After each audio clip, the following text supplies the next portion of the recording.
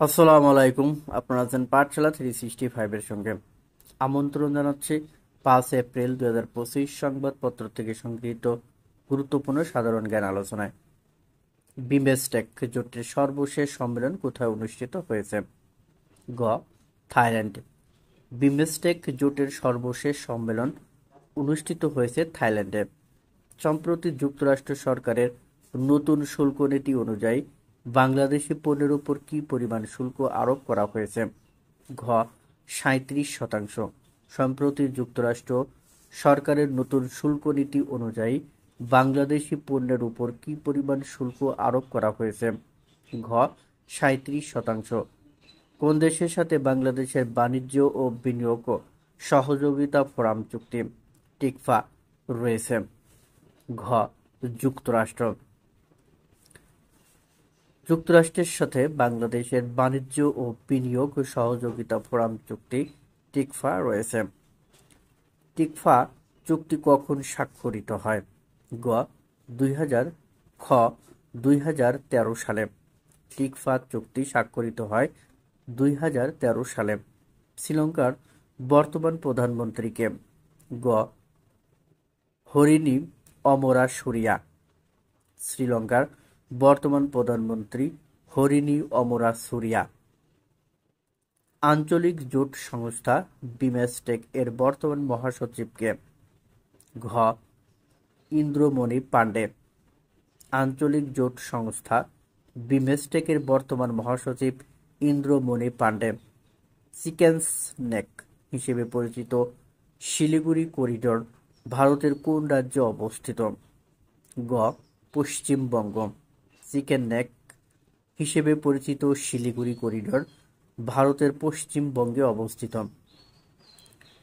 Mandalay কোন দেশের শহর? খ. মিয়ানমার। মান্দালয় মিয়ানমারের একটি শহর। ফোর্বস ম্যাগাজিনের সাম্প্রতিক প্রতিবেদন অনুযায়ী বর্তমানে বিশ্বের শীর্ষ ধনী কে? খ. Elon Musk.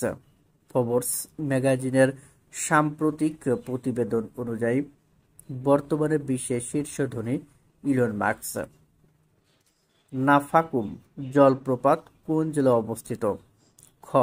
বান্দরবান। নাফাকুম জলপ্রপাত কোন জেলায় অবস্থিত? খ. বান্দরবান। আগামী 2 বছরের জন্য বিমস্টেকের সভাপতির দায়িত্ব গ্রহণ করছে কোন দেশ? বাংলাদেশ। আগামী 2 বছরের জন্য বাংলাদেশ বিমস্টেকের সভাপতির দায়িত্ব গ্রহণ করছে।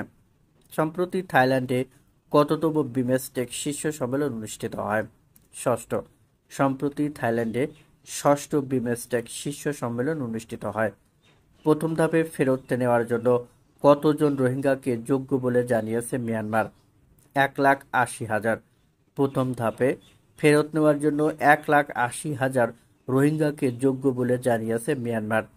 যুক্তরাষ্ট্র বাংলাদেশ থেকে আমদানি করা পণ্যের উপর নতুন করে কত শতাংশ শুল্ক আরোপ করেছে? 37%। আগে 15% ছিল। যুক্তরাষ্ট্র বাংলাদেশ থেকে আমদানি করা পণ্যের উপর নতুন করে 37% শুল্ক আরোপ করেছে। আগে ছিল 15%। যুক্তরাষ্ট্রে বাংলাদেশ বছরে কত ডলারের পণ্য রপ্তানি করে? প্রায় 8.4 বিলিয়ন ডলার। যুক্তরাষ্ট্রে বাংলাদেশ বছরে প্রায় 8.4 বিলিয়ন ডলার পণ্য রপ্তানি করে। আন্তর্জাতিক মুদ্রা তহবিলের IMF প্রতিবেদন দল ঢাকায় আসছেন কবে? আজ 5 এপ্রিল 2025। 470 মার্কিন অর্থ ছাড়ের আগের বিভিন্ন শর্ত পর্যালোচনা করতে বাংলাদেশ ও চীনের মধ্যে মোট কতটি সমঝোতা স্মারক MOU স্বাক্ষরিত হয়? 8টি। বাংলাদেশ ও চীনের মধ্যে মোট কতটি সমঝোতা স্মারক স্বাক্ষরিত হয়? 8টি। চীনের কোন বিশ্ববিদ্যালয় ডক্টর মোহাম্মদ ইউনূসকে সম্মানসূচক ডক্টরেট ডিগ্রি প্রদান করেছে? পিকিং বিশ্ববিদ্যালয়। চীনের পিকিং বিশ্ববিদ্যালয় ডক্টর মোহাম্মদ ইউনূসকে সম্মানসূচক ডক্টরেট ডিগ্রি প্রদান করেছে। সম্প্রতি রাশিয়ার বিদ্যুৎ গ্রিড থেকে সম্পূর্ণভাবে বিচ্ছিন্ন করে নেয় কোন কোন দেশ? এস্তোনিয়া, লাটভিয়া ও লিথুনিয়া। সম্প্রতি রাশিয়ার বিদ্যুৎ গ্রিড থেকে সম্পূর্ণভাবে বিচ্ছিন্ন করে নেয় এস্তোনিয়া, লাটভিয়া ও লিথুনিয়া। অস্ট্রেলিয়ান ওপেন 2025 এর পুরুষ এককে জয়লাভ করেন কে? জানিক সিনার, ইতালির নাগরিক। অস্ট্রেলিয়ান ওপেন 2025 এর পুরুষ এককে জয়লাভ করেন কে? জানিক সিনার, ইতালির নাগরিক। বিশ্বের দ্রুতগতির সুপার কম্পিউটার কোনটি? এল কাপিতান। বিশ্বের দ্রুতগতির সুপার কম্পিউটার হলো এল কাপিতান। সম্প্রতি মিয়ানমারে আঘাত আনা ভূমিকম্পের রিক্টার স্কেলে মাত্রা কত ছিল? 7.7। সম্প্রতি মিয়ানমারে আঘাত আনা ভূমিকম্পের রিক্টার স্কেলে মাত্রা ছিল 7.7। বিশ্বের সবচেয়ে কম দুর্নীতিগ্রস্ত দেশ কোনটি? ডেনমার্ক। বিশ্বের সবচেয়ে কম দুর্নীতিগ্রস্ত দেশ হল ডেনমার্ক। সম্প্রতি চালু হওয়া বাংলাদেশি প্রথম সমুদ্রগামী ফেরির নাম কি? কপোতাক্ষ। সম্প্রতি চালু হওয়া বাংলাদেশি প্রথম সমুদ্রগামী ফেরির নাম হলো কপোতাক্ষ। সম্প্রতি যুক্তরাষ্ট্র বাংলাদেশি পণ্যের উপর কত শতাংশ শুল্ক আরোপ করে? 37%। 2025 সালে ফিফা বিশ্বকাপ কোথায় অনুষ্ঠিত হবে? মার্কিন যুক্তরাষ্ট্রে। 2025 সালে ফিফা বিশ্বকাপ কোথায় অনুষ্ঠিত হবে? মার্কিন যুক্তরাষ্ট্র। বাংলাদেশের সঙ্গে আসিয়ানভুক্ত দেশগুলোর মোট বাণিজ্যের পরিমাণ কত? 1211 কোটি মার্কিন ডলার। 2034 বিশ্বকাপ ফুটবলের আয়োজক সত্ত্ব পেয়েছে কোন দেশ? সৌদি আরব। কক্সবাজারে আশ্রয় নেওয়া তালিকাভুক্ত রোহিঙ্গার সংখ্যা কত? 8 লাখ। কক্সবাজারে আশ্রয় নেওয়া তালিকাভুক্ত রোহিঙ্গার সংখ্যা 8 লাখ। বিমস্টেকের ষষ্ঠ শীর্ষ সম্মেলন অনুষ্ঠিত হয় ব্যাংকক, থাইল্যান্ডের রাজধানী ব্যাংককে। নোমাডের সূচকে সবচেয়ে শক্তিশালী পাসপোর্ট কোন দেশের? আয়ারল্যান্ড। নোমাডের সূচকে সবচেয়ে শক্তিশালী পাসপোর্ট হলো আয়ারল্যান্ডের। জাইকা কি? জাপানের উন্নয়ন সংস্থা। চীনের কোন বিশ্ববিদ্যালয় ডক্টর মোহাম্মদ ইউনূসকে ডক্টরেট সম্মাননা দিয়েছে? পিকিং বিশ্ববিদ্যালয়। দেশে চালু হওয়া নতুন ডিজিটাল পেমেন্ট সিস্টেমের নাম বিডিপে। দেশে চালু হওয়া নতুন ডিজিটাল পেমেন্ট সিস্টেমের নাম হলো বিডিপে। সম্প্রতি দক্ষিণ এশিয়ার কোন দেশে স্বর্ণের খনি পাওয়া গেছে?